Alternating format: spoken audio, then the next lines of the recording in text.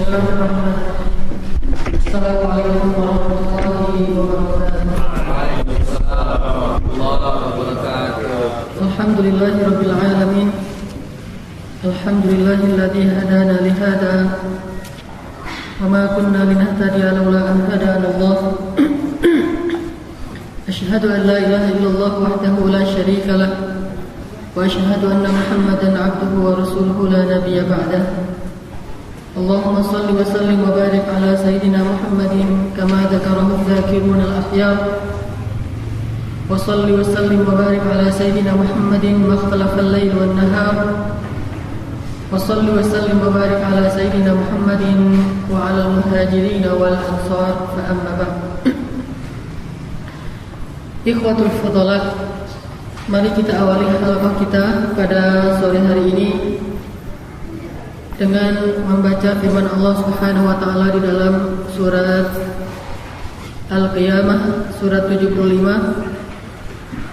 ayat 16. Silakan kita buka mushaf surat Al-Qiyamah surat 75 ayat 16. Surat 75 ayat 16.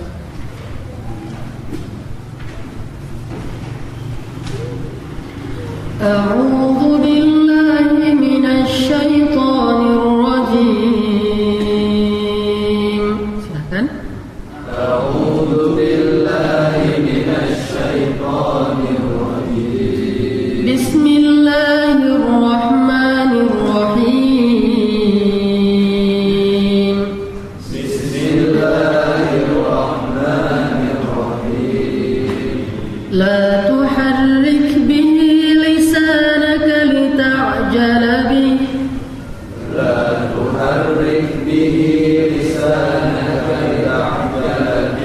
Inna alaina jam'ahu wa Qur'anah. Inna alaina jam'ahu wa Qur'anah. Fa idza qara'nahu fattabi' Qur'anah. Fa idza qara'nahu fattabi' Qur'anah. Thumma inna alaina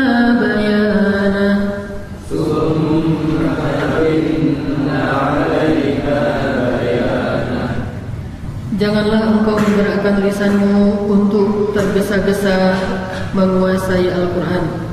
Sesungguhnya kamilah yang mengumpulkannya di dalam hatimu dan membacakannya. Maka apabila telah dibacakan, maka ikutilah bacaan itu. Kemudian kamilah yang menjelaskannya kepadamu. Ikhwati fillah, di dalam ayat ini Allah Subhanahu wa taala menjelaskan tentang bagaimana cara kita harusnya mempelajari Al-Quran. Karena Nabi SAW saking bersemangatnya beliau ingin mengetahui lebih banyak dari isi kandungan Al-Quran, beliau berharap diturunkan lebih banyak lagi ayat kepada beliau. Karena kita tahu bahwa Al-Quran tidak turun secara jumlatan wahidah, tidak turun secara sekaligus kepada Nabi. Jumlatan wahidah itu turunnya dari Allah ke Lauhul Mahfuz secara sekaligus, kemudian diturunkan kepada Nabi dalam keadaan berangsur-angsur. Dan ada ayat yang turunnya panjang seperti ayat kursi, atau satu ayat di akhir surat Al-Baqarah yang tentang hutang piutang. Ada ayat yang turunnya pendek, hanya beberapa ayat saja. Ada surat yang turunnya panjang seperti surat Al-An'am. Ada surat yang turunnya pendek-pendek, bahkan surat Al-Baqarah termasuk surat yang dibagi berpuluh-puluh kali sehingga menjadi satu surat yang panjang. Nabi SAW ingin mendapatkan lebih banyak Al-Quran. Sebagaimana seseorang yang menghafal Al-Quran pengen lebih cepat nambah hafalan, atau orang yang membaca tafsir pengen lebih banyak dia mengerti dari Al-Quran. Maka Allah Subhanahu wa taala menurunkan ayat ini, la tuharrik bihi lisanaka lita'jala bih. Jangan buru-buru wahai Muhammad, jangan tergesa-gesa untuk mengerti dan menguasai Al-Quran. Biarkan perlahan-lahan, lalu kami kumpulkan ayat demi ayat itu di dalam hatimu, lalu kami menjelaskannya kepadamu. Kalau kami membacakan maka ikutilah. Kemudian yang tidak dibacakan maka tunggulah sampai dia diturunkan semuanya. Apa pesan dari ayat ini? Bahwa kita belajar Al-Quran, membaca Al-Quran bukan hanya dengan lisan. Kalau membacanya dengan lisan kita bisa cepat. Tetapi yang Allah inginkan kita membaca Al-Quran juga dengan hati. Allah mengumpulkan Al-Quran bukan di lisan Nabi SAW saja, bukan di memori Nabi SAW saja, tetapi Allah juga mengumpulkan Al-Quran di dalam hati beliau. Karena Al-Quran sejatinya adalah hidayah, maka hidayah itu tempatnya di dalam hati. Wa may yu'min billah yahdi qalbah. Siapa yang beriman kepada Allah, Allah beri hidayah ke dalam hatinya. Falamma zaghu azaghallahu qulubahum. Ketika mereka melenceng, Allah lencengkan hati mereka dari petunjuk. Maka kalau Al-Quran disebut sebagai hudan linnas wa bayyinatin minal huda wal furqan, hudan lil muttaqin, petunjuk bagi manusia, petunjuk bagi orang-orang yang bertakwa. Maksudnya target dari Al-Quran itu bukan lisan orang manusia, bukan pendengaran manusia, bukan pikiran manusia. Targetnya adalah hati manusia. Kalau akal kita bisa cepat memahami Al-Quran, tetapi tidak dengan hati. Lisan kita bisa cepat membaca Al-Quran, tetapi tidak dengan hati. Kenapa? Hati itu tidak bisa sekaligus. Hati itu berubah perlahan-lahan.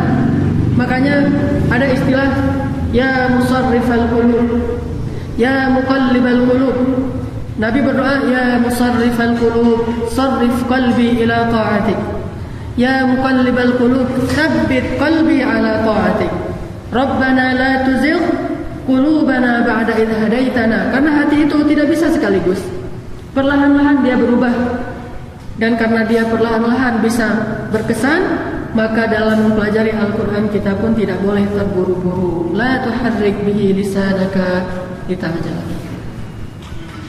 Kalau orang membaca Al-Quran terburu-buru dengan lisannya, kata Nabi, yaqra'una al-Quran wa la yujawizu hanajirahum. Mereka membaca Al-Quran tetapi bacaan itu tidak melewati tenggorokan mereka. Artinya apa? Tidak sampai ke dalam hati. Karena bacanya terburu-buru, jadi la yujawizu hanajirahum, tidak melewati tenggorokan mereka. Memang tidak masalah kalau kita tadarus Al-Quran, lalu khatam Al-Quran dalam beberapa hari, dalam beberapa pekan, sebulan sekali. Ini urusan lisan, tetapi hati belum berkesan dengannya. Ini mungkin adalah keinginan lisan untuk bisa mentalafuz ayat-ayat Allah yang mulia. Daripada dia talafuz nyanyian-nyanyian yang sia-sia, maka dia ingin mentalafuz ayat-ayat Allah. Itu baik. Tetapi hati belum mendapatkan haknya. Orang menghafal Al-Quran, nambah hafalan, murojaah. Bahkan akal itu lebih cepat dari lisan, kan? Kalau akal tidak lebih cepat dari lisan, pasti kita lupa mau membaca ayat apalagi berikutnya dengan hafalan. Pasti dia duluan, baru nanti lisan ngikutin. Setelah ini ayat ini, setelah ini ayat ini. Akal yang berbicara, kemudian lisan yang mengucapkan. Akal bisa cepat, lisan bisa cepat, tetapi hati tidak mendapatkan haknya. Padahal Al-Quran itu tujuannya adalah diturunkan ke dalam hati orang-orang yang beriman, agar menjadi petunjuk bagi mereka. Kenapa kok hati yang jadi target? Karena hati adalah rajanya tubuh manusia. Kalau rajanya sudah beriman, rajanya sudah dapat hidayah, maka dia akan perintahkan ke seluruh anggota tubuhnya untuk taat. Dia akan bilang kepada mata, tundukkan pandangan. Dia akan bilang kepada lisan, diamlah kalau tidak bisa bicara yang baik. Dia akan bilang kepada tangan, bersedekahlah dan lakukanlah kebaikan. Dia akan bilang kepada kaki, langkahkan dirimu kepada kebaikan. Hati adalah raja. Makanya Allah Subhanahu wa taala mentargetkan dengan Al-Quran itu hati-hati manusia. Tetapi tidak akan berkesan hati itu kalau kita membacanya secara tercepat-cepat, terburu-buru. Kalau kita analogikan dengan kisah diutusnya Nabi Musa di dalam Al-Quran. Kepada siapa Nabi Musa diutus awalnya? Idhab ila Fir'aun innahu tagha.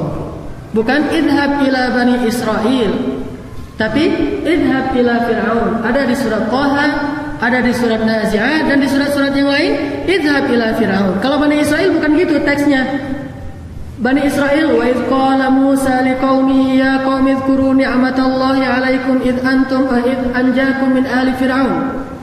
Bukan idhab ila Bani Israel, tetapi idhab ila Fir'aun innahu tagha faqul hal laka ila an tazakka wa ahdiyaka, memberi hidayah, wa ahdiyaka ila rabbika fatakhsha fa arahul ayatal kubra. Setelah dengan Fir'aun ini ternyata ditentang, baru Nabi Musa menyelamatkan Bani Israel. Kenapa kok Fir'aun? Kenapa enggak Bani Israel? Bukankah Bani Israel itu adalah umatnya Nabi Musa?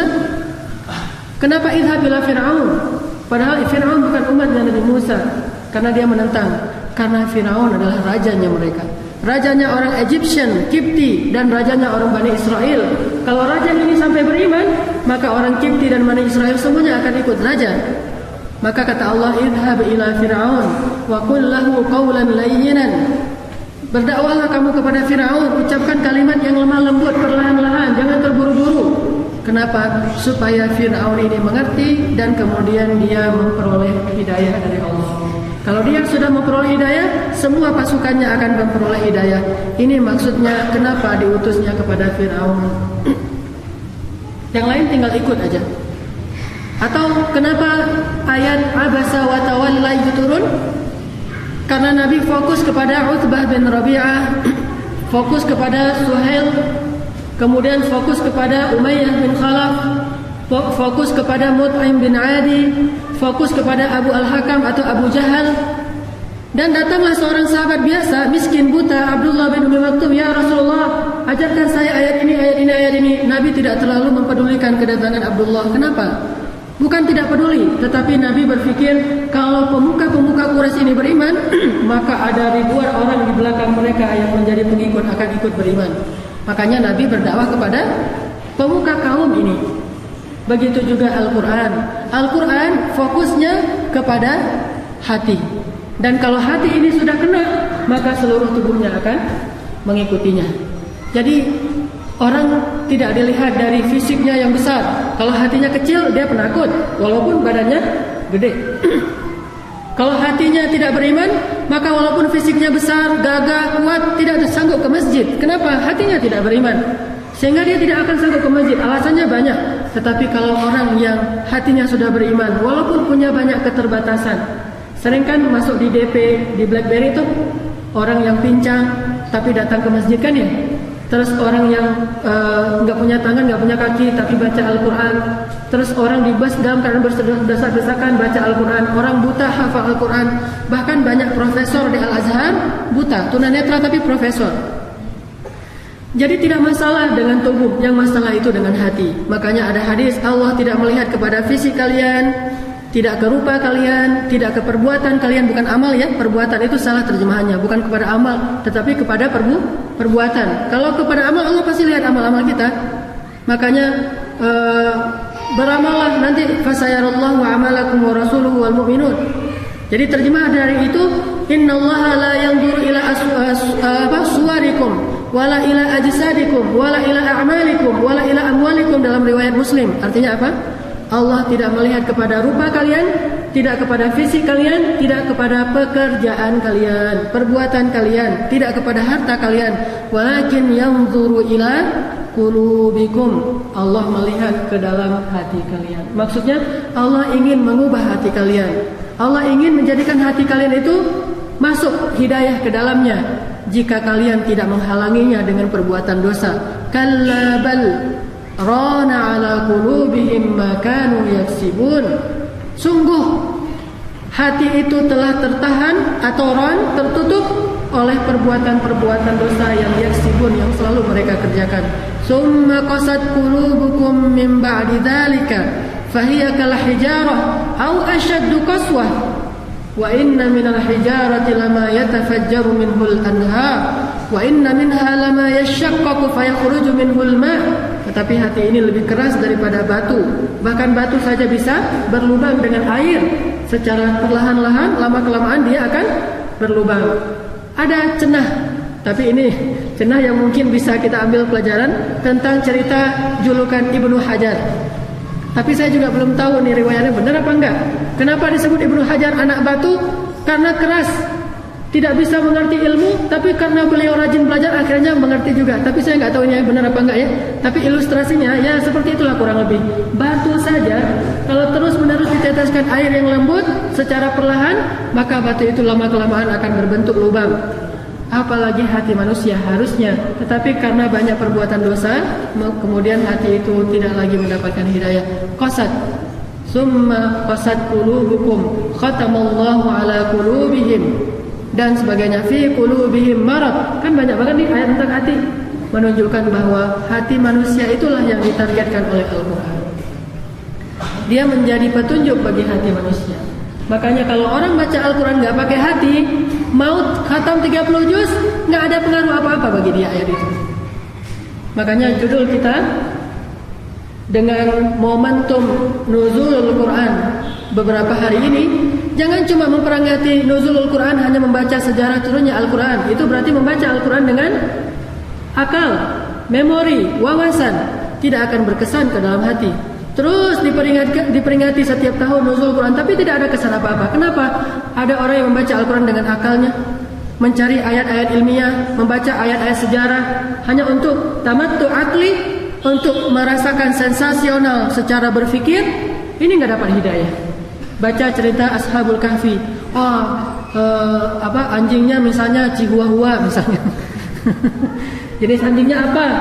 Chihuahua atau yang apa? Bulldog, yang gede misalnya. Ini hanya tamattu akli. Baca cerita Nabi Yunus, ikan haud itu seperti apa? Ini semuanya hanya tamattu akli, hanya di akalnya saja. Baca tafsir, baca berbagai macam wawasan tentang ayat itu, ini baru di akal, belum membacanya dengan hati. Lewat. Oh saya udah tahu. Kalau udah tahu itu cepat. Antum dengarkan ceramah seperti ini, langsung mengerti. Oh ya, ngerti Ustaz. Gak perlu diulang berkali-kali juga udah ngerti. Gak seperti pelajaran matematika ya, berkali-kali ngerti belum Pak, ulangi lagi belum ngerti juga. Kalau ini kan gampang. Pelajaran agama itu gampang, gak seperti pelajaran sains, jauh lebih mudah sehingga kita mengertinya itu cepat. Sekali dengar langsung paham. Yang susah itu pintu belajar agama, yaitu bahasa Arab.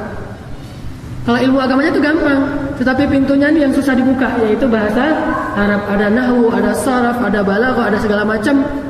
Intinya kalau belajar Al-Quran dengan akal cepat bisanya, tapi tidak akan masuk ke hati. Orang belajar Al-Quran misalnya di universitas atau di pesantren atau di sekolah, pengalaman sendiri, baca tafsir. Karena besok mau ujian tafsir, ujiannya tafsir surat Al-Mulk, satu surat 30 ayat. Berapa panjangnya tuh? Lihat aja di Ibnu Katsir berapa banyak. Itu baru satu referensi. Kita disuruh baca sekitar 5 referensi.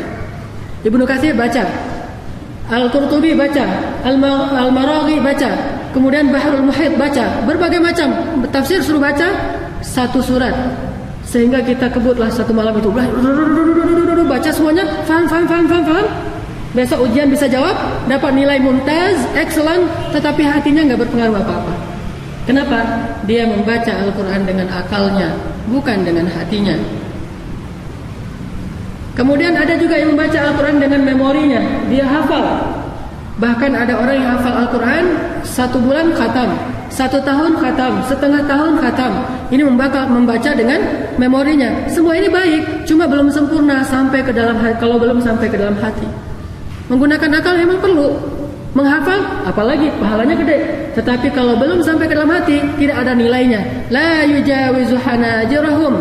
Lalu nanti di mata Allah kedudukannya apa? Kata Nabi dalam hadis Bukhari dan Muslim, ada orang yang datang kepada Allah di hari kiamat, rajulun azimun samin, gede badannya, tinggi besar, tetapi ketika ditimbang dia lebih ringan daripada 11 sayap nyamuk. Amalnya banyak, tetapi lebih ringan daripada 11 sayap nyamuk. Coba bayangkan. Kenapa? Karena tidak masuk ke dalam hati tilawah Al-Qurannya. Hanya di lisan-lisan saja, belum sempurna sampai ke dalam hati. Seperti orang yang sholat, gerakan saja tapi tidak khusyuk. Seperti orang yang haji, cuma berinfak saja tapi tidak mabrur. Seperti orang yang puasa, cuma menahan lapar dan haus saja tetapi tidak menahan hawa nafsunya, marahnya, ucapannya dan segala macam. Seperti orang yang tarawih, tetapi hanya mendapatkan jumlah rakaat saja tetapi tidak berkesan atau khusyuk di dalam sholatnya. Begitu juga orang yang membaca Al-Quran, ruhnya adalah ta'atsur wa tadabbur. berpengaruh di dalam hatinya. At-ta'assur bil Quran, merasakan pengaruh kesan sensasi di dalam hatinya, bukan di akalnya saja. Kalau mencari sensasi pikiran, kita tinggal baca tafsir. Setelah itu cepat-cepat kita baca pun udah dapat sensasi berpikir. Makin banyak kita dapat, makin sensasional. Kenapa? Saya tahu banyak, dari nilainya mumtaz, orangnya LC, MA, doktor, profesor. Ini semuanya sensasi di akal. Dapat gelar-gelar yang bagus karena ilmunya banyak. Tapi hatinya, walaupun gelarnya profesor, belum tentu hatinya memperoleh hidayah dari gelar itu. Kan banyak seseorang gelarnya profesor di bidang tafsir, tetapi hatinya tidak berkesan dengan Al-Quran. Nanti kita cari tahu apa indikator seseorang itu hatinya berkesan dengan Al-Quran. Dia tidak merasakan kesan itu, cuma dia akalnya saja. Saya tahu ini ayat, saya tahu ini ayat, asbabun nuzulnya bagaimana, maksudnya seperti apa. Itu orang yang membaca Al-Quran dengan akalnya. Ada yang hafal Quran, bahkan nomor ayatnya dibolak-balik dia ngerti. Bacakan surat ini ayat sekian, langsung dia bacakan. Coba bacakan dari belakang ke depan, dia bisa juga, saking kuatnya hafalan. Ini membaca dengan memori. Ada yang membaca Al-Quran dengan lisan, fasih, ucapannya fasih. Bismillahirrahmanirrahim. Biasanya nggak berirama karena saking fasihnya. Alhamdulillahi Rabbil Alamin, Ar-Rahmanir-Rahim, Maliki Yawmiddin, Iyyaka na'budu wa iyyaka nasta'in. Banyak orang baca Iyyaka na'budu wa iyyaka nasta'in. Setiap huruf dia kasih haknya. Ihdinas, bukan ihdinas siratal mustaqim, siratal ladzina an'amta 'alaihim. Bukan him, tapi him. Ada hi baru siratal ladzina an'amta 'alaihim ghairil maghdubi 'alaihim waladdallin. Fasih, tetapi tidak berkesan di dalam hatinya. Ada yang membaca dengan bakat seninya, dengan irama yang bagus, tetapi tidak masuk ke dalam hatinya. Apapun yang dia lakukan kalau tidak masuk ke dalam hatinya, dia belum membaca Al-Quran. La yujawizu hanajirahum, maka nilainya di mata Allah belum apa-apa. Makanya Nabi SAW pernah terburu-buru pengen mempelajari Al-Quran. Pasti niat beliau baik. Beliau pengen tahu lebih banyak ayat lalu beramal. Beliau lebih ingin faham lebih banyak ayat lalu beramal. Beliau ingin hafal lebih banyak ayat. Tetapi kata Allah, la tuharrik bihi lisanaka lita'jala bih, inna alaina jam'ahu wa qur'anah, فَإِذَا قَرَأْنَاهُ فَاتَّبِعْ قُرْآنَهُ ثُمَّ إِنَّ عَلَيْنَا بَيَانَهُ. Itu juga jawaban Allah kepada orang-orang kafir yang mengatakan, laula unzila alaihi surah, kenapa tidak diturunkan kepadanya satu surat yang panjang, atau jumlatan wahidah, seluruh Al-Quran diturunkan sekaligus. Kan ini permintaan orang kafir. Kenapa Al-Quran tidak turun sekaligus? Kan banyak orang yang bertanya gitu, Ustaz, kenapa sih Al-Quran gak turun sekaligus saja? Blek dari langit langsung dihafal oleh Nabi 30 juz. Kenapa gak gitu? Kadzalika nutsabbita bihi fu'adak, kata Allah. Begitulah caranya kami memberikan kesan di dalam hatimu, wahai Muhammad. Kalau sekaligus gak berkesan, tetapi kalau berangsur-angsur lalu terlibat dalam peristiwa-peristiwa yang kemudian kita kenal dengan nama asbabun nuzul, baru dia berkesan. Allah buat asbabun nuzul, peristiwa-peristiwa yang mengiringi turunnya ayat Al-Quran. Maka dengan asbabun nuzul itu jadi berkesan, ada pengalaman, ada visualnya. Oh, dia turun ketika ada kejadian ini, oh turun ketika peristiwa ini. Sehingga kadzalika nusabbitu bihi fuadak, kami kuatkan hatimu, kami mantapkan hatimu, kami kesankan hatimu dengan Al-Quran, dengan cara turunnya berangsur-angsur. Maka itulah pentingnya Bapak Ibu ikhwah fillah, kita membaca Al-Quran dengan hati. Kalau selama ini kita rajin tilawah dengan lisan, sudah baik. Rajin menghafal Al-Quran dengan memori, sudah baik. Rajin membaca tafsir dengan akal kita, sudah baik. Pertanyaannya, sudah berapa ayat di dalam Al-Quran yang kita baca dengan hati, tilawah dengan hati? Dari Al-Fatihah, berapa ayat yang sudah kita tilawah dengan hati? Arti tilawah dengan hati berasa di sini. menjadi hidayah, menjadi ketakwaan, menjadi iman. Kalau kita baca ayat-ayat tentang kan isi Al-Quran itu ada akidah, ada akhirah, ada syariah kan ya, kandungan Al-Quran. Kalau sejarah itu bukan isi Al-Quran, itu adalah materi Al-Quran untuk membahas isinya. Contoh Allah berbicara tentang sejarah Ashabul Kahfi tadi. Pelajarannya apa? Isinya apa? Bukan pelajaran sejarah. Kalau pelajaran sejarah justru itu nggak lengkap sejarahnya, karena cuma dibahas sedikit-sedikit aja. Secara data nggak terlalu lengkap. Hanya disebutkan ada sekelompok pemuda, bahkan jumlahnya pun sayaquluna salasatun rabi'uhum kalbuhum wa yaquluna khamsatun sadisuhum kalbuhum rajman bil ghaib wa yaquluna sab'atun wa thaminuhum kalbuhum. Ini angkanya juga tidak terlalu detail. Berapa jumlah mereka, apa jenis anjingnya, di mana mereka, tahun berapa mereka, berapa lama mereka di gua, itu juga tidak terlalu detail. Karena dia memang bukan buku sejarah. Kalau kita mau belajar sejarah lewat Al-Quran, kita nggak akan dapat data sejarah yang lengkap di dalam Al-Quran. Karena itu bukan fokusnya Al-Quran. Kita dapat pelajaran sejarah, bukan data sejarah. Itu yang Allah inginkan. Inti dari Al-Quran itu bukan buku sejarah, tetapi dalam sejarahnya ada pelajaran. Di dalam kisah-kisahnya ada ibrah dan mau'izah. Itulah yang Allah inginkan. Nah, salah satu dari inti Al-Quran, pelajaran Al-Quran itu tentang akidah. Contoh dalam cerita Ashabul Kahfi, kesimpulannya apa? Kadzalika a'tsarna 'alaihim liya'lamu anna wa'dallahi haqq. Akidah bahwa Allah itu kalau berjanji benar janjinya. Kata Allah, kalau kalian masuk ke dalam gua, nanti akan aku berikan kalian berbagai macam nikmat. Aku berikan kalian ketenangan, dan Allah sudah menepati janjinya. Akhirah wa anna as-sa'ata la raiba fiha, bahwa akhirat itu tidak usah diragukan. Hari berbangkit itu mudah bagi Allah. Itulah pelajaran Al-Quran. Itulah isinya Al-Quran. Maka kalau kita mau membaca Al-Quran dengan hati, coba rasakan. Ketika kita melewati tema akidah, bertambah enggak iman kita? Bertambah enggak thiqah kita? Bertambah enggak al-inqita' ila Allah? Semata-mata berharap dan bergantung kepada Allah, yang disebut dengan at-tawakkal, at-thiqah, al-iman. Apalagi? Apakah bertambah yakin kita kepada Allah ketika membaca Tabarakalladzi biyadihil mulku wa huwa ala kulli syai'in qadir? Apakah bertambah iman kita ketika kita membaca Qul ara'aytum in asbaha ma'ukum ghawra faman ya'tikum bima'in ma'in? Allahu la ilaha illa huwal hayyul qayyum. Allahu waliyyul ladzina amanu yukhrijuhum minadh dhulumati ilan nur.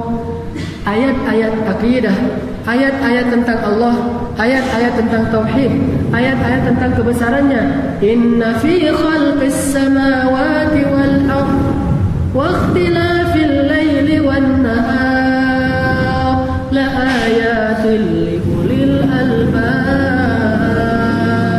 Siapa ulul albab? Alladzina yadhkuruna Allah qiyaman wa qu'udan wa 'ala junubihim wa yatafakkaruna fi khalqis samawati wal ardh. Kesimpulannya, Rabbana ma khalaqta hadza batila. Langit dan bumi bukan ayat sains, walaupun bisa dibuktikan secara saintis, tetapi dia bukan ayat sains, bukan buku sains, tetapi dia buku akidah dengan approach sains, dengan pendekatan sains, buku akidah dengan pendekatan sejarah, buku akidah dengan pendekatan kisah, buku akidah dengan pendekatan perumpamaan, buku akidah dengan berbagai macam pendekatan. Tapi intinya akidah, petunjuk bagaimana kita mengenal Allah Subhanahu wa taala. Yang diinginkan dari itu bertambah iman, zadatuhum imana. Jadi lebih yakin kepada Allah. Ini baru namanya membaca Al-Quran dengan hati. Kalau di Al-Fatihah, Alhamdulillahi Rabbil Alamin, bertambah syukur, bertambah merasa Allah Maha Baik, bertambah bahagia. Ar-Rahmanir Rahim, bertambah roja, tidak putus asa. La taqnatu min rahmatillah, Ar-Rahman Ar-Rahim. Sehingga dia merasa Allah saya ini, Rabb saya ini Rabb yang maha banyak kasih sayangnya. Jadi saya akan meminta kasih sayangnya. Ini ayat akidah. Terus tema yang kedua, akhirah. Tentang akhirah. Di antaranya kalau di surat Al-Fatihah, Maliki Yaumiddin. Apa yang harus bertambah di dalam hati kita? Rasa takut akan azab neraka, rasa ingin akan nikmat surga, rasa takut akan padang mahsyar, hisab, mizan, sirat dan segala macamnya. Rasa ingin mendapatkan syafaat, naungan di antara 7 golongan, dapat masuk surga tanpa hisab di antara 70.000 orang. Ini semuanya adalah membaca Al-Quran dengan hati ketika melewati ayat akhirah.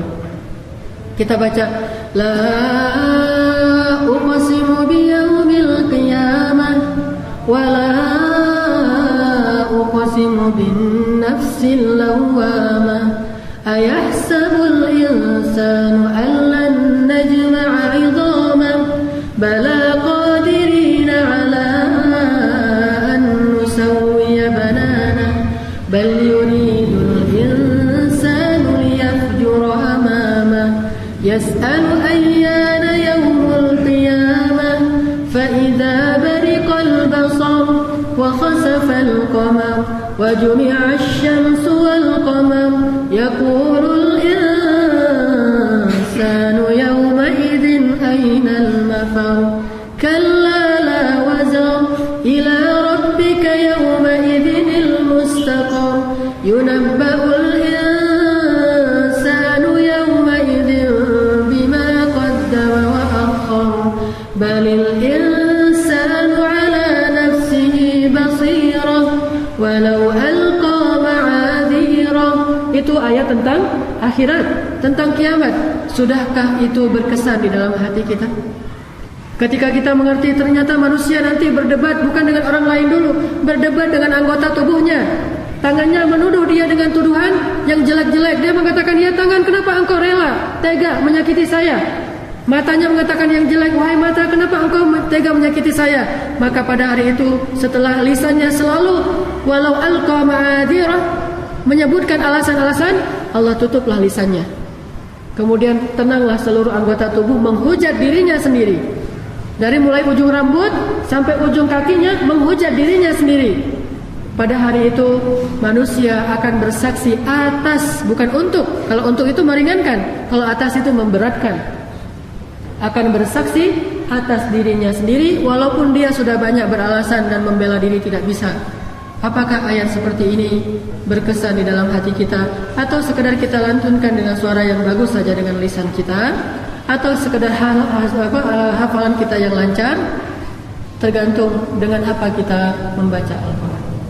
Kalau hati kita berkesan, maka dia akan instruksikan ke seluruh tubuh kita untuk bertaubat kepada Allah. Hati itu akan menyuruh anggota tubuh kita menjadi lemah dan tidak sanggup berdiri, akan menyuruh jidat kita sujud, akan menyuruh air mata kita keluar. Hati yang memerintahkan itu ketika dia berkesan. Makanya kalau lewat ayat tentang akhirat, bagaimana hati kita? Lewat tentang kejadian kiamat. Idza syamsu kuwirat wa idzan nujumu kadarat wa idzal jibalu suyirat wa idzal 'isharu 'uttilat wa idzal wuhushu husyirat, dan seterusnya. Bagaimana nasib kita? Bagaimana hati kita?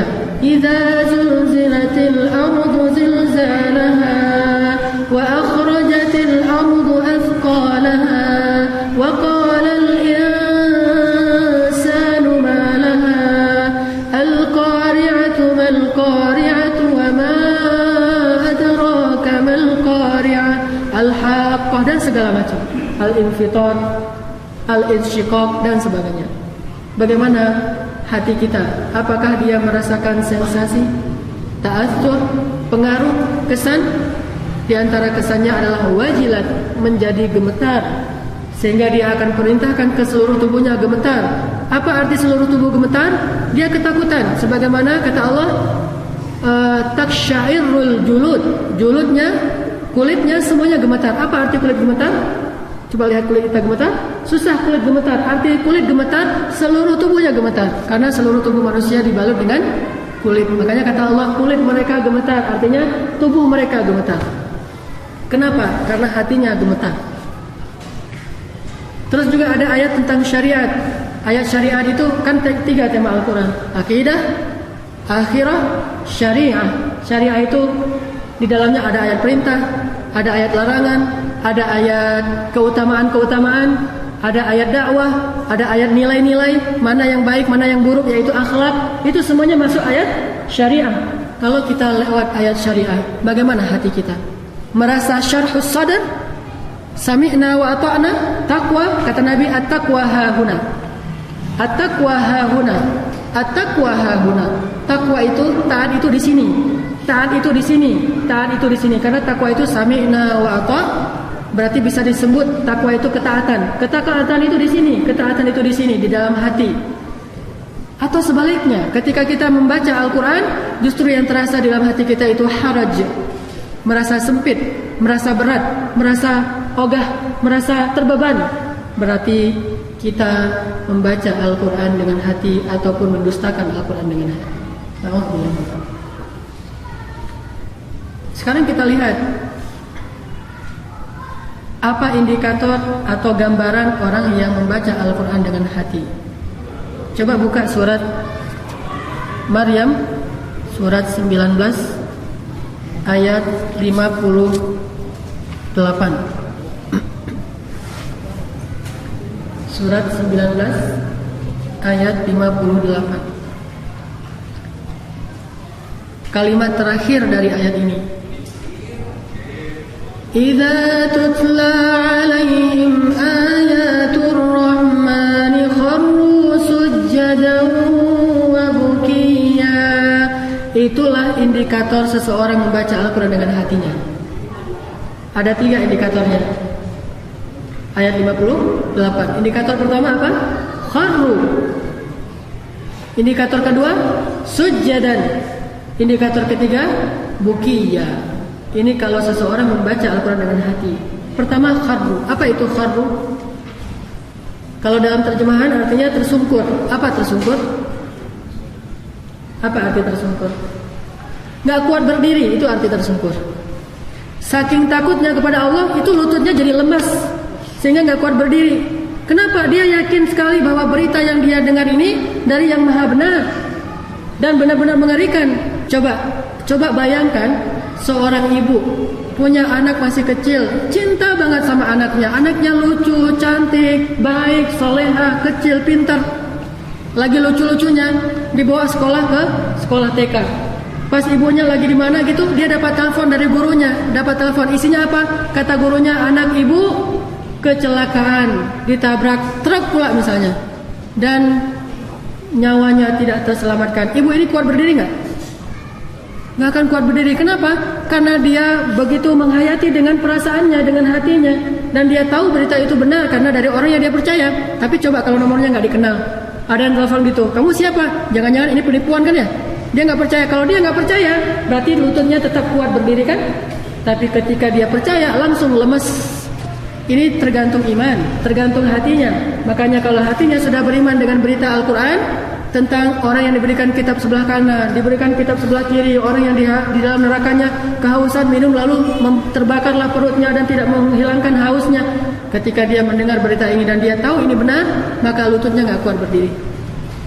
Seperti Umar bin Khattab, Wat-Tur. Umar baca surat At-Tur dalam sholatnya. Wa kitabim mastur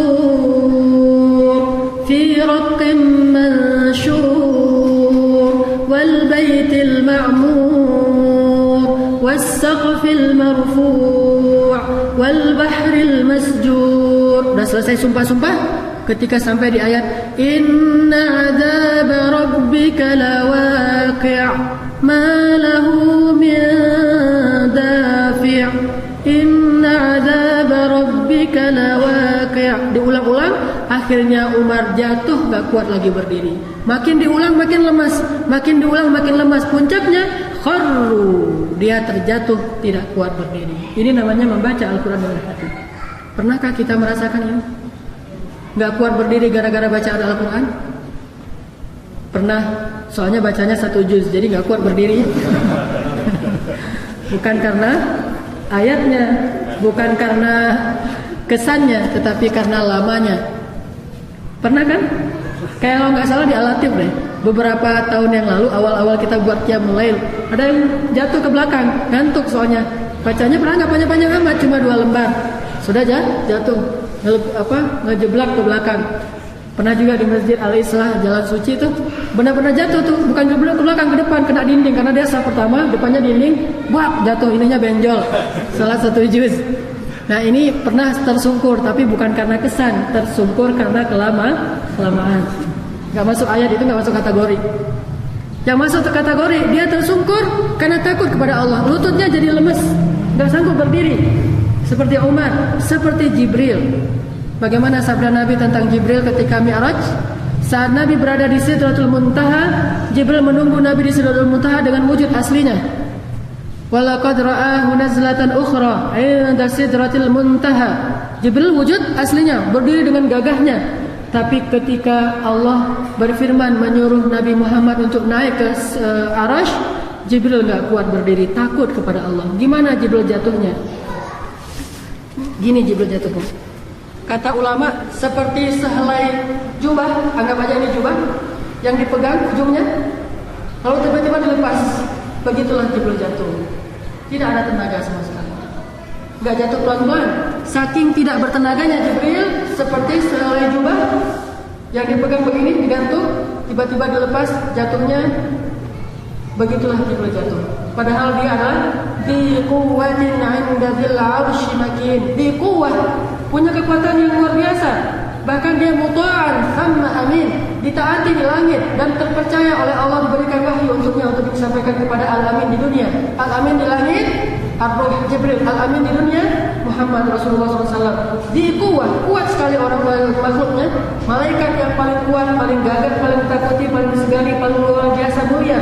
Tetapi ketika takut kepada Allah, jatuhnya seperti sehelai jubah yang dilepas dari pegangan, sehingga langsung kharru. Itu namanya kharru. Jadi kalau mau tahu bagaimana ilustrasi kharru, ini namanya kharru. Kharru sujada wa bukiya, itulah kharru. Pernah merasakan kharru? Berarti selama ini kita masih jarang membaca Al-Quran dengan hati, lebih banyaknya dengan akal dan lisan kita, karena kita belum pernah merasakan sensasi kharru, jatuhnya seseorang karena gak kuat berdiri. Abdullah bin Mas'ud, sahabat yang hafalannya luar biasa, tetapi bukan cuma hafalan, hatinya juga luar biasa. Baru membuka Al-Quran, baru bilang a'udzubillahi minasyaitonirrajim, pingsan. Coba. Baru a'udzubillah udah pingsan. Coba gimana imannya? Bangkit dari pingsan, sadar lagi, dia mau baca Al-Quran lagi, pingsan lagi. Sampai 3 kali. Yang ketiga kalinya dia bilang apa? Hadza kalamu rabbi, hadza kalamu rabbi. Ini firman Allah, ini firman Rabbku. Saya enggak kuat. Itulah maksud iman kharru. Itulah maksud Allah tentang ayat, jika kami turunkan Al-Quran ini kepada gunung, maka dia akan hancur lebur menjadi butiran pasir karena takut kepada Allah. Seandainya Al-Quran itu dibaca dengan sebenar-benarnya, gunung membacanya dengan sebenar-benarnya, makanya gak kuat gunung menanggung Al-Quran. Diberikan kepada langit, langit gak berani. Diberikan kepada bumi, bumi gak kuat. Diberikan kepada manusia, kata Allah kan. Tetapi manusia itu sebagian besarnya bodoh. Maksudnya apa? Bukan menyesal karena sudah diberikan, bukan. Sebagian besarnya bodoh karena kebodohan mereka. Mereka gak ngerasain betapa beratnya Al-Quran. Karena kebodohan mereka gak ngerasain betapa beban Al-Quran itu gak ringan. Karena kebodohan mereka gak ngerasain betapa Al-Quran itu benar-benar membuat sesuatu itu bisa hancur. Satu ayat saja, satu huruf nun. Satu huruf kan? Nun dikasih ke atas gunung, karena gunung itu lebih pintar dari manusia. Nun aja bisa membuat dia menjadi butiran debu. Tapi manusia dikasih 30 juz, biasa-biasa aja tuh. Makanya kata Allah, manusia itu bodoh. Lebih banyak bodohnya daripada yang pintarnya, yang ulul albabnya. Kalau ulul albab kayak tadi tuh, kharru, tak kuat berdiri. Berarti kita masih tergolong jahili yang masih banyak yang tertutup hatinya dengan kebodohan dan kejahiliahan, sehingga kita tidak merasakan sensasi kharru. Itu yang saya sebut dengan membaca Al-Quran dengan hati, tilawah dengan hati. Ini yang pertama. Yang kedua, ada di situ kalimat sujada. Setelah dia tersungkur, nggak kuat berdiri, maka dia langsung sujud. Dengan sujud yang panjang, dengan sujud yang hampir seolah-olah membaca satu juz Al-Quran. Apa yang dia baca di dalam sujudnya? Dia membaca kalimat-kalimat tasbih, tahmid, takbir, ta'zim, tahlil, kemudian membaca la haula wala quwwata illa billah. Semua yang dia agungkan Allah. Kenapa? Dia tahu betapa dirinya ini tidak ada apa-apanya dibandingkan Allah. Orang yang membaca Al-Quran dengan hati, dia akan sujud. Itu ekspresinya. Pesannya, dia akan merasa dirinya tidak ada apa-apanya, rendah, tidak mau menyombongkan diri, tidak mau menganggap dirinya hebat, tidak ujub, tidak kagum kepada dirinya sendiri. Kenapa? Karena dia tahu Allah Maha Besar, Allah Maha Agung, sehingga dia sujud, menempatkan jidatnya di tempat paling rendah yang dia injak-injak, yaitu tanah. Kalau orang baca Al-Quran malah muncul sombong, berarti nggak membaca dengan hati. Kadang suaranya bagus. Wa huzzi ilaiki bijil'in lati tusaqit 'alaiki rutban janiyya. Allah, sombong. Saya paling bagus baca Al-Quran, saya paling qori yang terhebat di dunia. Berarti dia tidak membaca Al-Quran dengan hatinya. Karena justru kalau dia baca dengan hati, dia akan sajada wajhiya lilladzi khalaqahu wa syaqqa sam'ahu wa basarahu bihaulihi wa quwwatihi fatabarakallahu ahsanul khaliqin. Tapi kalau justru muncul rasa sombong, merasa saya udah tahu, saya udah ngerti, saya udah ini, sombong dengan suaranya, sombong dengan bacaannya, sombong dengan hafalannya, sombong dengan ilmunya tentang tafsir, berarti dia tidak membaca dengan hati. Gak mungkin orang yang membaca dengan hati justru sombong, malah sebaliknya, sujjadan, merasa tidak ada apa-apa.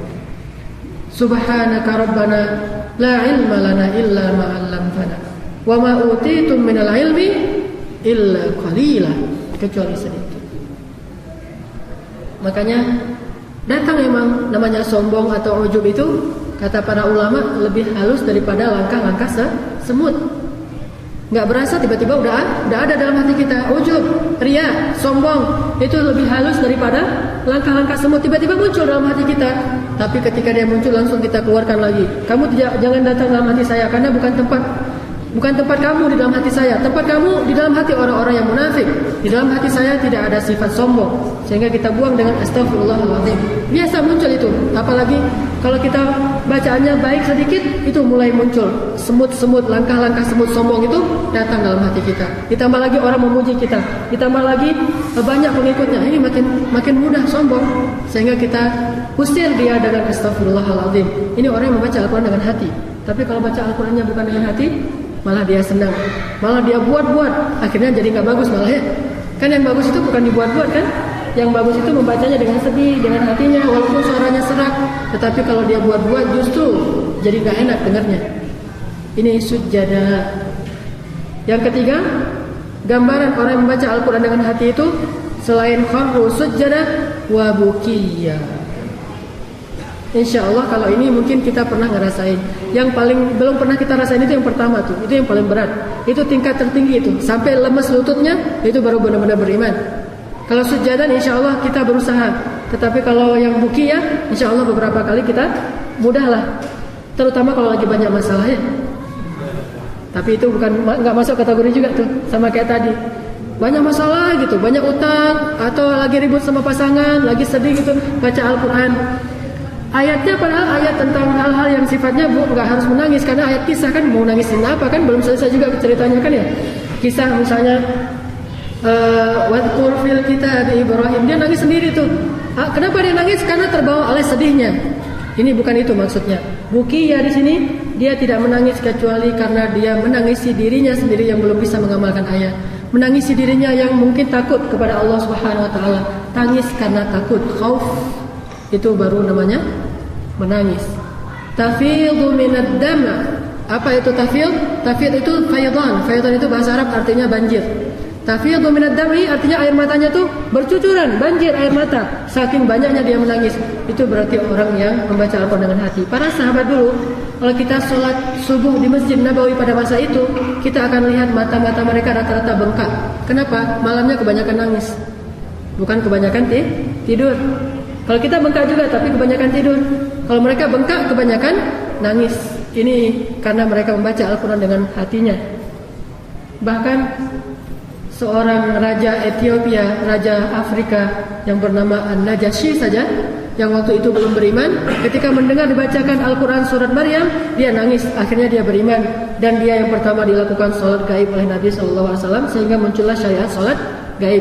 Ini menunjukkan bahwa orang yang benar-benar membaca Al-Quran, mendengar Al-Quran dengan hati, pasti bisa menangis. Kalau belum bisa menangis, berarti belum melewati tenggorokannya. La yujawizu hanajirahum. Kenapa nggak bisa lewat? Ada ron di sini. Bal rona. Ada ron di sini. Apa ronnya? Dosa-dosa, maksiat. Itu ron di sini. Sehingga ketika dia mau lewat, tertahan, keluar lagi. Dibaca, ketahan lagi, keluar lagi. Tapi kalau dia sudah bertobat, dia tinggalkan dosa, maka connecting. Lihat di internet kan ada istilah send, ada istilah receive kan ya? Ada kan? Kadang-kadang sendnya tuh udah 10.000, receive-nya baru 100 kan? Itu artinya apa? Disconnect, ya. Udah di-send banyak tapi nggak ada yang kedapat, nggak ada yang receive-nya, berarti disconnect. Begitulah lisan yang nge-send, hati yang receive. Kadang-kadang dari 100 ayat yang kita baca, di-send 100, yang ke-receive cuma setengah. Atau kadang-kadang nggak ada receive sama sekali, 0. Ini terlalu nih, bahaya banget. Udah di-send banyak tapi nggak ada yang receive, berarti ada disconnect. Bahasa nabinya, la yujawizu hanajirahum. Tidak melewati tenggorokan, nggak di-connecting ke hatinya. Ada disco di sini. Apa DC-nya di sini? Disconnect-nya kenapa sebabnya? Sinyalnya kenapa lemah? Karena banyak dosa. Jaringannya terganggu. Gangguannya apa? Dosa. Ini kalau ilustrasinya ilustrasi dalam bentuk internet jaringan. Gangguannya badai. Makin kuat badainya, maka makin lemotnya. Kalau mau speedy jadi promosi speedy. Saya soalnya dulu pakai speedy. Kalau mau speedy, gimana caranya? Kalau mau cepat sampai ke dalam hati, tadi itu tinggalkan dosa, bacalah perlahan-lahan. Coba kalau kita buka komputer, udah itu komputernya masih pakai Pentiuman yang lama gitu. Sementara yang kita akses itu gede-gede bahannya, memorinya besar-besar. Terus kita klik berkali-kali, apa jadinya? Kita nggak sabar. Seharusnya ngeklik sekali aja, tunggu aja kan dia. Namanya juga komputer lemot, jadi biar aja dia berproses dulu loading, lama-lama ntar kebuka sendiri. Kita klik Mozilla gitu. Belum keluar, klik lagi berkali-kali sampai 10 kali, apa yang terjadi? Hang. Akhirnya harus dimatiin dulu. Begitu juga kita. Kalau buru-buru baca Al-Quran, langsung ditambah lagi. Akhirnya apa? Hang, akalnya hang, memorinya hang, lisannya hang, hatinya hang. Yang terjadi apa? Dia harus matiin dulu. Kalau manusia maksudnya dia harus dikejutkan dulu dengan musibah sehingga dia akhirnya sadar, lembut lagi hatinya, tobat kepada Allah, baru nanti di send lagi. Langsung receive, send receive ya. Jangan tunggu dikasih musibah dulu dong, biar di refresh, jangan. Refresh saja dengan istighfar, dengan taubat kepada Allah. Baru setelah itu kita bisa merasakan sensasi kharru sujada wa bukiya. Pertanyaan terakhir. Terus bagaimana caranya Ustaz supaya kita dapat semua kebaikan ini? Membaca Al-Quran dengan hati itu caranya gimana? Caranya ya jangan buru-buru. Cara jangan buru-buru gini. Antum setiap ikut ta'lim di masjid, kan selalu ada ayat yang dibacakan, lalu dibahas oleh Ustaz, dibedah apa isi dari ayat itu. Nggak panjang, paling-paling 2 baris, 3 baris kan ya. Itu catat, sampai di rumah baca lagi. Kayak gitu, berangsur-angsur. Sebagaimana wahyu itu turunnya berangsur-angsur. Jangan buru-buru.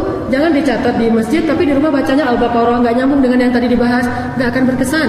Yang sudah dipelajari, yang sudah dimengerti, yang tadi udah dibahas, baca lagi di rumah. Sampai kita berkali-kali masuk ke hati. Karena hati itu nggak bisa sekaligus memasukkan ayat Al-Quran ke dalamnya. Berkali-kali, diulang, akhirnya berkesan di dalam hati. Ulangi ayat yang sama berkali-kali dengan pemahaman dan tadabbur. Makanya misalnya hari ini kita dapat surat Al-Qiyamah 2 baris. Nanti baca di dalam sholat, baca di rumah sampai berkesan, baru jadi hidayah. Nanti baca dapat lagi dari ustaz yang lain, baca lagi di rumah, kayak gitu belajar Al-Quran. Gak bisa saya mau baca tafsir surah Al-Baqarah sekaligus. Ya mungkin bisa membacanya tapi tidak bisa berkesan dengannya. Perlahan-lahan. sedikit demi sedikit. Adapun target tadarus gak usah dikurangin, tetap aja tadarus. Tapi target ini harus tambah membaca Al-Quran dengan hati setelah selama ini kita membaca Al-Quran dengan lisan. Mudah-mudahan momentum nuzul Al-Quran ini bukan hanya sekedar seremonial, simbolik yang kita lakukan setiap 17 Ramadan. Tidak ada makna apapun. Yang dibahas hanya sejarah Nabi dapat wahyu, lalu dibuat guyon segala macam, lalu orang ketawa, setelah itu pulang tanpa membawa oleh-oleh apapun. Tetapi kita sudah dapat satu ilmu yang paling berharga, yaitu membaca Al-Quran dengan hati, agar memperoleh kharru sujjadan wa bukiyah, dan intinya memperoleh hidayah akidah, hidayah akhirah, dan hidayah syariah dengan kalimat sami'na wa ata'na. Ulaika ala hudan min rabbihim wa ulaika humul muflihun. Itulah orang yang dapat petunjuk, itulah orang yang beruntung insyaallah. Barakallahu li wa lakum. Wassalamualaikum warahmatullahi wabarakatuh. Ini detik-detik menjelang berbuka, salah satu waktu yang paling mustajab doa. Kenapa? Karena menjelang berbuka itu orang lagi lemas-lemasnya kan ya? Pada lemas? Kalau nggak lemas nih dicurigain. Insya Allah kalau berpuasa kan lagi lemas-lemasnya. Ketika manusia lagi lemas, saat itulah Allah paling banyak mengucurkan rahmatnya. Jadi perbanyaklah doa sekitar 20 menit sebelum kita berbuka. Mudah-mudahan Allah menerima doa kita.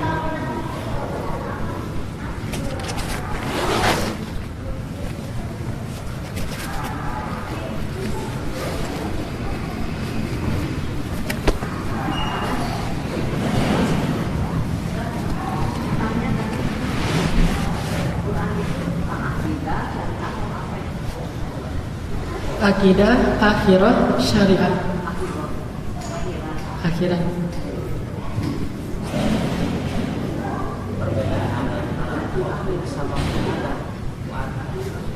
Secara bahasa fuad itu hati, qalbu itu jantung.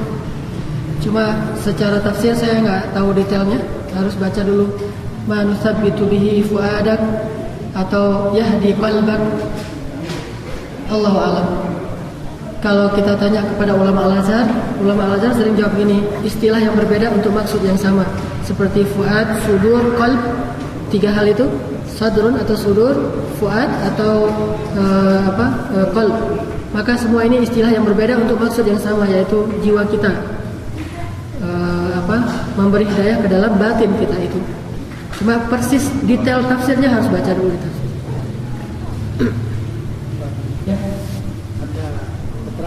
Mengatakan apabila dibacakan ayat-ayat suci Al-Quran maka bergetarlah. Pertanyaan saya, gimana kita sampai bisa bergetar? Kita pengertiannya juga tidak tahu. Terus pertanyaan yang kedua yang dijelaskan Ustaz tadi, bagaimana apa yang dibacakan ayat-ayat itu caranya bisa sampai masuk ke hati kita untuk kita belajar. Baik. Bagaimana kita akan gemetar hati sementara paham juga enggak? Makanya tadi saya bilang belajar Al-Quran itu perlahan-lahan. Kita bahas satu ayat, dua ayat di masjid kayak gini, kita alim, kita catat, kan udah ngerti nih berarti. Yang tadi di surah Al-Qiyamah kan udah ngerti kan? La tuharrik bi lisanaka lita'jala bi. Yang udah kita ngerti, kita ulang-ulang di rumah. Yang udah kita ngerti. Selain ayat-ayat populer, ayat kursi, Al-Ikhlas, Al-Falaq, An-Nas, Al-Kafirun, kan ini udah pada ngerti ya. Yang udah kita ngerti, kita ulang-ulang terus. Karena gak bisa sekali, terus diulang. Baru dia masuk ke hati. Makanya Aisyah pernah membaca satu ayat saja. Famanallahu alaina wa waqana adzabas samum. Dari subuh sampai zuhur. Satu ayat itu saja. Kenapa? Supaya masuk ke hati. Abdullah ibnu Mas'ud membaca, falamma ra'awhu zulfatan si'at wujuhul ladzina kafaru. Satu ayat saja di Al-Mulk sampai pagi, satu malam, satu ayat. Kenapa demikian? Mereka ingin merasakan di hati, bukan cuma di lisan. Jadi saya jawab dengan sekaligus dua pertanyaan tadi. Bagaimana caranya? Karena kita nggak ngerti, yang sudah ngerti aja kalau gitu. Yang lain nanti tunggu sampai dijelaskan oleh para ulama di dalam ta'lim. Kalau mau lebih banyak ngerti, lebih banyak ikut ta'lim. Setelah itu ulang di rumah sendiri. Kemudian tambah pengayaan lewat tafsir, diperkaya dengan wawasan tafsir, lalu baru diulang-ulang. Kalau cuma kaya dengan tafsir tapi tidak diulang-ulang, nggak sampai ke hati. Makanya diulangnya kapan? Malam. Inna nasyi'atal lail hiya asyaddu wat'an wa aqwa muqila. Malam itu lebih berkesan kata Allah. Maka di malam hari kita ulangi sendiri, diulang dengan suara yang lembut, lama-lama sambil kita mengerti tadi kan? Udah ngerti tadi, la tuharrik bihi lisanaka lita'jala bih, inna alaina jam'ahu wa qur'ana. Diulang terus, akhirnya masuk ke hati, baru jadi hidayah. Jadi yang sudah dimengerti saja diulang-ulang, yang belum dimengerti itu tadarus, khataman. Itu hak lisan. Tetapi kalau hak hati hanya yang kita sudah mengerti saja. Kecuali kita memang bisa bahasa Arab, itu kan untungnya bisa bahasa Arab ya. Dibaca ayat mana aja bebas, kita ngerti pasti. Makanya misalnya Pak Hidayat, beliau pernah kerja di Saudi. Allah memberi beliau bukan cuma pekerjaan dan rezeki, yang lebih berharga daripada rezeki di Saudi itu ilmu. Dengan sendirinya sampai ke sana kan bisa bahasa Arab. Sehingga ketika imam membaca Al-Quran, beliau langsung ngerti kan? Kan enak tuh. Kalau kita harus belajar dulu, ikut les bertahun-tahun, akhirnya baru bisa paham. Jadi saya bersyukur sekali sebagai seorang hamba, Allah dulu mengarahkan saya ke pesantren dan saya belajar bahasa Arab. Padahal sebelumnya saya tidak pernah punya cita-cita harus pengen belajar bahasa Arab. Malah cita-cita saya pengen jadi apa? Cita-cita saya itu pengen jadi astronom, pengen mengenal tentang astronomi. Itu cita-cita saya banget. Setiap malam saya ngeliat bintang, ngeliat bulan, ngeliat pokoknya planet-planet. Saya senang dengan yang angkasa. Makanya sampai sekarang saya suka baca tentang NASA segala macam. Tetapi akhirnya Allah lencengkan ke yang lebih baik, ya musarrifal qulub. Walaupun dua-duanya baik, tapi dia lencengkan kepada bahasa Arab. Alhamdulillah dengan itu, kalau ada imam baca Quran, insya Allah secara umum mengerti. Kalau mau lebih detail baca tafsir. Ini makanya kalau misalnya mau lebih berkesan lagi, belajarlah bahasa Arab. Dan jangan berputus asa. Jangan target sehari 2 hari, targetnya setahun 2 tahun. Kalau target sehari 2 hari, baru sebulan udah mulai berkurang semangatnya. Sehingga sering saya buat pelajaran bahasa Arab, setelah beberapa bulan tersisa 2 orang 3 orang, akhirnya bubar. Buat lagi, bubar lagi. Terus dari awal lagi kan ya. Buat target setahun 2 tahun sampai benar-benar paham. Kita pengen ngerasain sholat yang sensasional di hati kita.